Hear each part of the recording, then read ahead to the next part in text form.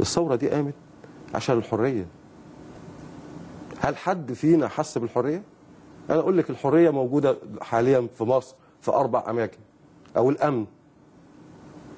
الامن موجود حاليا في سجن طرة. الامن موجود حاليا في اي مركز من مراكز القياده العسكريه. الامن موجود حاليا في المستشفى الطبي العالمي. الامن موجود حاليا في الفيلا اللي فيها سوزان مبارك. في اكتر من كده امن؟ هل مخلوق يقدر يهوى بناحيه الاماكن دي؟ لكن احنا كلنا معارضين لاي حاجه، للبلطجيه وقله الادب ولكل حاجه تقدري تقولي عليها.